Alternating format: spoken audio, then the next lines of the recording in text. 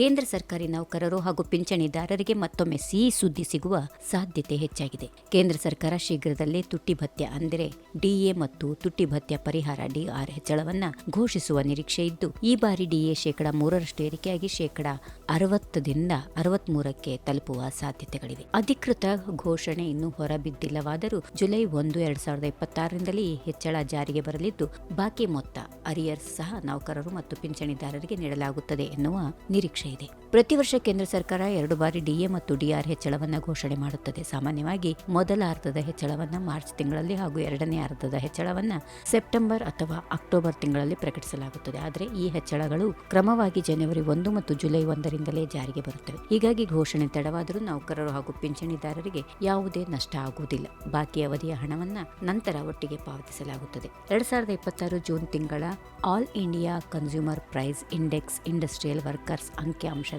ಪ್ರಕಟವಾದ ಬಳಿಕ ಡಿಎ ಹೆಚ್ಚಳದ ನಿರೀಕ್ಷೆ ಮತ್ತಷ್ಟು ಬಲಗೊಂಡಿದೆ. ಜೂನ್ ತಿಂಗಳಲ್ಲಿ ಸೂಚ್ಯಂಕ 151.9ಕ್ಕೆ ತಲುಪಿದ್ದು, ಕಳೆದ 12 ತಿಂಗಳ ಸರಾಸರಿ ಸೂಚ್ಯಂಕ 148.65 ಆಗಿದೆ. 7ನೇ ವೇತನ ಆಯೋಗದ ಶಿಫಾರಸುಗಳ ಪ್ರಕಾರ ಲೆಕ್ಕ ಹಾಕಿದರೆ ಡಿಎ ಪ್ರಮಾಣವು ಸುಮಾರು 63.76% ತಲುಪುತ್ತದೆ. ಈ ಹಿನ್ನೆಲೆಯಲ್ಲಿ ಕನಿಷ್ಠ 63% ಡಿಎ ಘೋಷಣೆಯಾಗುವ ಸಾಧ್ಯತೆಗಳು ಇವೆ ಎಂದು ತಜ್ಞರು ಅಂದಾಜು ಮಾಡಿದ್ದಾರೆ. ಡಿಎ ಹೆಚ್ಚಳದಿಂದ ನೌಕರರ ಮಾಸಿಕ ವೇತನದಲ್ಲಿ ನೇರ ಹೆಚ್ಚಳ ಆಗುತ್ತದೆ. ಉದಾಹರಣೆಗೆ, ಮೂಲ ವೇತನ 18,000 ಹೊಂದಿರುವ ಉದ್ಯೋಗಿಗೆ ಡಿಎ 3% ಹೆಚ್ಚಾದರೆ ಪ್ರತಿ ತಿಂಗಳು ಹೆಚ್ಚುವರಿಯಾಗಿ ₹540 ಲಭಿಸಬಹುದು.